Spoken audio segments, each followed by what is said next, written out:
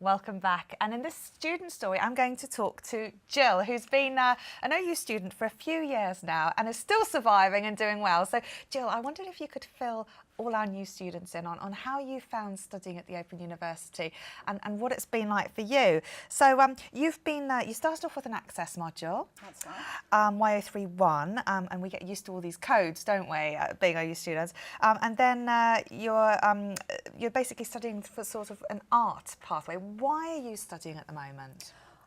30 years ago now, I studied combined arts as my degree, and a third of that was history of art. Right. And I've always thought I would revisit that particular subject. And I found myself feeling not very well equipped to pick up study again after 30 years. So I thought I would start with the access module, because ultimately I'm trying to decide whether I want to do an MA in history of art, and that's a big leap.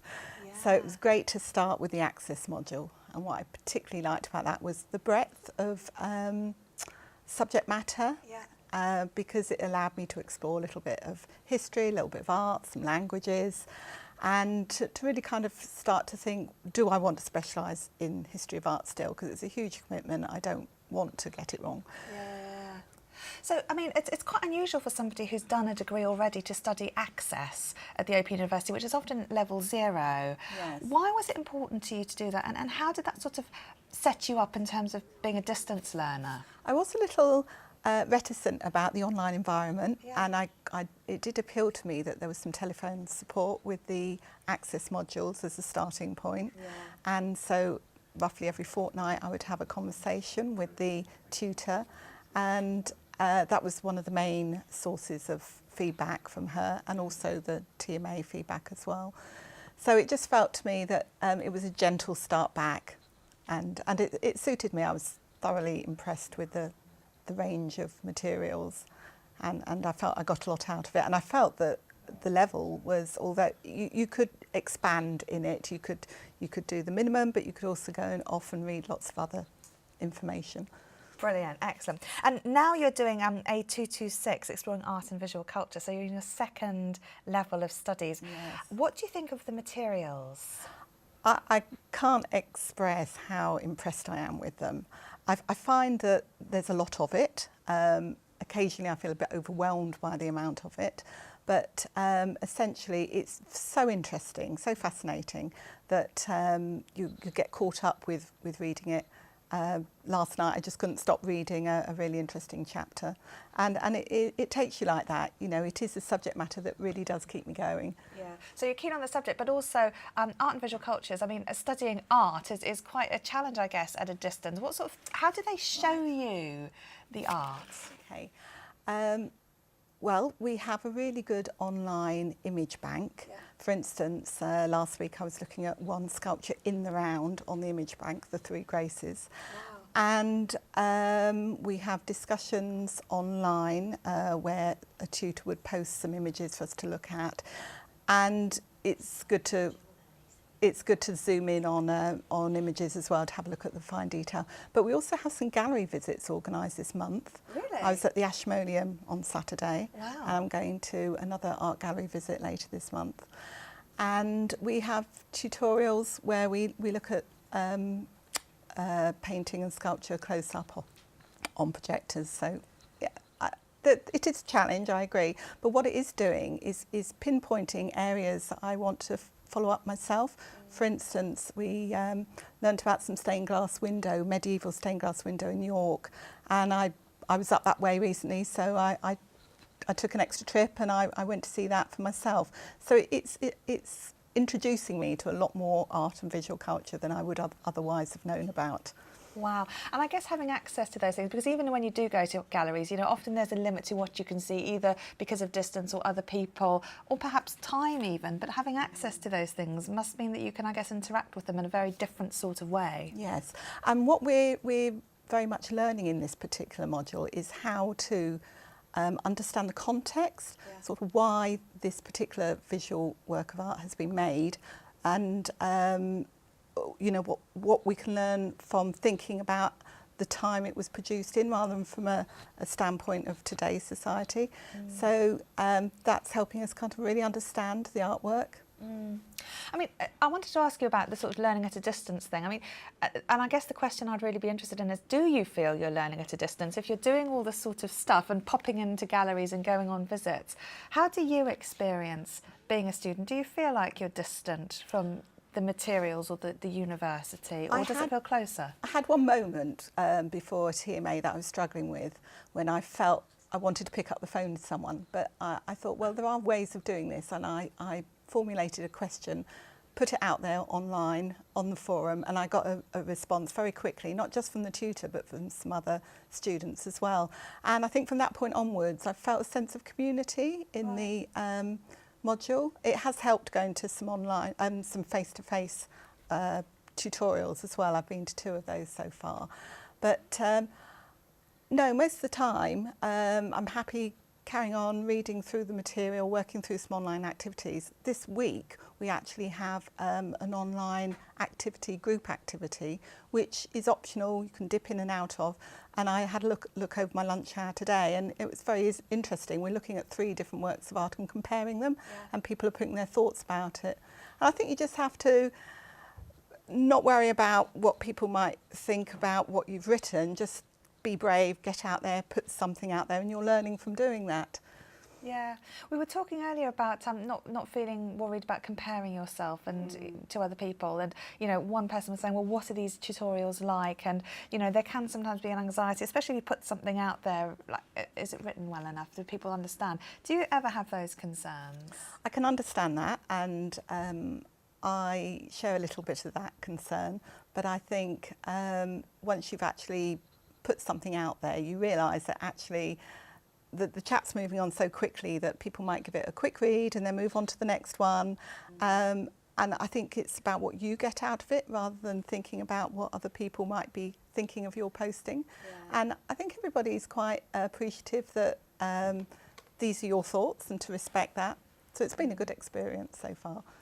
And what about tutorials? What would you tell other students to expect at those tutorials? Well, I've been to 2 face-to-face ones at the moment. What to expect?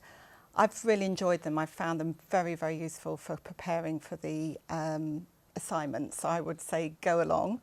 And if you can't go along, to catch up either with the notes afterwards or one of the online tutorials. I have listened to one of the recordings of the online tutorials, and that seemed just as good as the face-to-face one that I went to. Be prepared with a bit of reading if you can beforehand. That's quite helpful. But if you haven't managed to do too much, not to worry, go anyway. Don't be put off by that, because you'll find that you won't be the only person, and that you will learn, and it will help direct what reading you do afterwards. Yeah. No, exactly. Now, you've got some advice for students about planning time, and you download things onto portable devices, don't you, when you're studying? And it's something we were talking about earlier. How do you manage on the go, and because you're working as well? Yes, I work full time, so, and this is a 60-point module that I'm doing at the moment, so I was quite anxious about how I'd manage to fit that all in. Yeah. Because I do have quite. How do you? How do I? I've got into a rhythm now. It's taken me a little while. I think I've understood that I have got to be very aware of how much study is expected in each particular week, and set aside some time to do that. Finding most weekends I do need to spend quite a bit of time, but I do also find that I can use bits of time on the go. I've downloaded the book. We have 3 really chunky books with this module, which are fabulous, but you don't always want to be carrying them around. So I have downloaded those very easily, and they're fantastic for taking around on a tablet and looking at whenever I want to travel light. But I do find that actually journeys are useful to use. I like to work in pockets of time, sort of in the morning and late in the evening. Now, Jill, we've got a question for you. Somebody's saying that it's really easy to start out, feeling, like you're going to be on track and everything, but how do you stay motivated? And what advice would you give to people who think, yes, I think I'm all right, but I'm just not quite sure for how long? As I said earlier, I think the interest in subject matter does carry you a long way. Yeah. my particular module does have 6 assignments and an exam, so it's a big undertaking. And just after Christmas, I did find I had a bit of panic set in because each assignment is taking quite a lot of time, effort, thought. And while I'm enjoying it, it's, there's a lot of work still to do.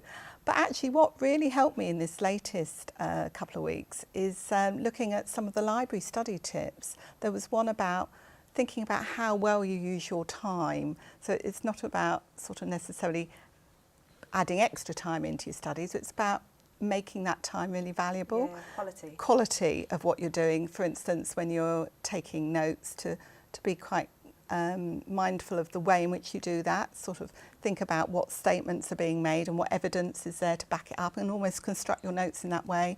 So I have found, just stepping back a little bit, thinking about the kind of tips that are coming out from the library have helped me feel a bit more in control, that yes, I can do this. There was definitely a moment a couple of weeks ago I was thinking, oh, I'm not sure if I can carry on with the same enthusiasm just simply because of fitting it all in. But I've got over that somehow, and I think it is just thinking a little bit differently about it. Mm. And has it been different now, because you were doing 30 credits beforehand, has it been different doing 60? Does it feel like double the work? Definitely, it does. And I've chosen really to specialise now. When I was doing the Access course, I was happy to have a broad range of subjects. Definitely feels like double the work, but double the enjoyment as well.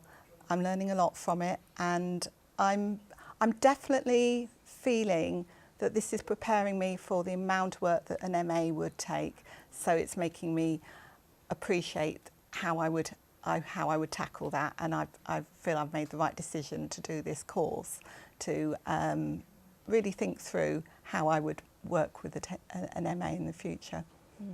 Brilliant. Well, Jill, thank you so much for filling us in on all of that and for sharing your advice. And it's great to see how you're doing. It sounds like you're doing really, really well and enjoying it. Thank you, yes. Which is the main thing. Yes, it is. Yeah. Absolutely.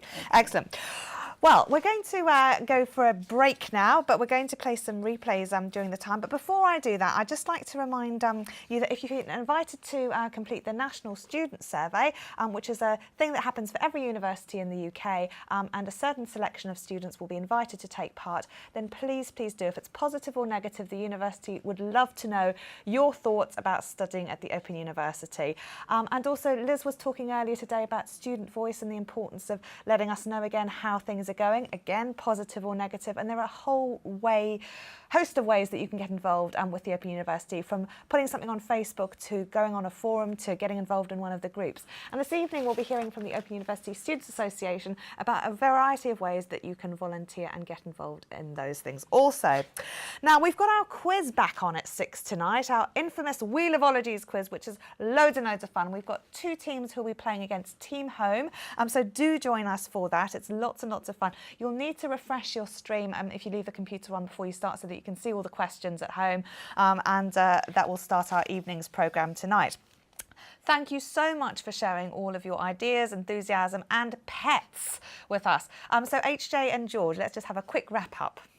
Well, we've been doing really well in the chat. We've been actually discussing about Access and how it's helped a lot of people get some ideas about what they want to go through with their degree.